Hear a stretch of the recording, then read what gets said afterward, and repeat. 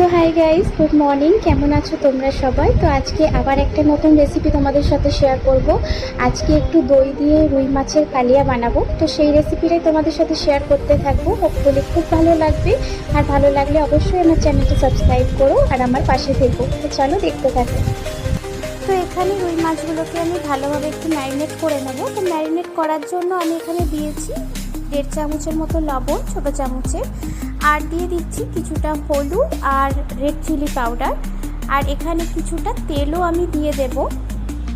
তো দেখো এখানে বেশ কিছুটা পরিমাণে আমি তেল দিয়ে দিলাম। তো এবার খুব ভালোভাবে এই মাছের পিসগুলোর মধ্যে ভালো করে যাতে তেল, হলুদ, নুনটা ঢুকে যায়, তার জন্য খুব ভালোভাবে ম্যারিনেট করে মোটামুটি 10 থেকে 15 মিনিট তোমাকে এটা ছেড়ে দিতে হবে একটা ঢাকা চাপা দিয়ে। তো আমি সেটাই করে নিচ্ছি, এখানে খুব ভালোভাবে ম্যারিনেট করে নিচ্ছি। আর এখানে দেখো দুটো বড় সাইজের পেঁয়াজ ভালোভাবে কুচিয়ে নিয়েছি। ঠিক চিলি চিকেনে যেমন পেঁয়াজটা কাটা হয় ঠিক তেমনভাবে আমি এই পেঁয়াজটা এখানে কেটেছি।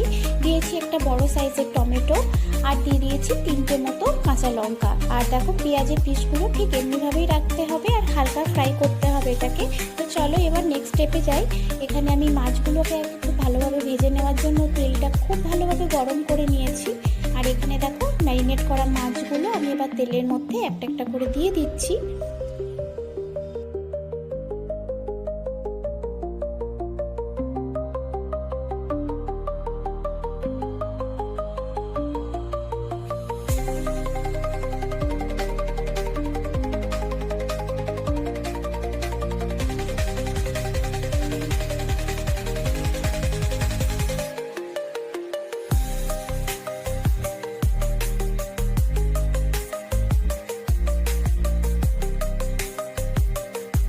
তো মাছগুলো তো বেশ খুব ভালোভাবে ভাজা হয়ে গেছে। আর এখানে কয়েকটা আলু আমি কেটে নিয়েছিলাম, সেই আলুগুলোকেও খুব ভালোভাবে ফ্রাই করে নিচ্ছি এখন এখানে। তো আমি রেসিপিটা যেহেতু দই দিয়ে বানাবো, তো এখানে দেখো 1 বাটির মতো দই নিয়েছি। তার মধ্যে দিয়ে দিচ্ছি ছোট চামচের 1 চামচ মতো হলুদ, দিয়ে দেব কিছুটা মতো লবণ।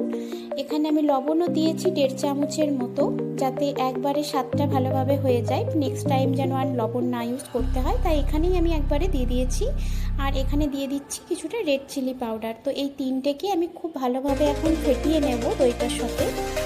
তো মাছের যে তেলটা মানে বাকি যে তেলটা ছিল, সেই তেলটার মধ্যে এখন এই পেঁয়াজ কুচিগুলো আমি খুব ভালো করে ফ্রাই করে নেব। খুব বেশি ফ্রাই করব না, মিডিয়াম ফ্রাই করব, তাই গ্যাসের আঁচটা একদম লো ফ্লেমে রেখেছিলাম।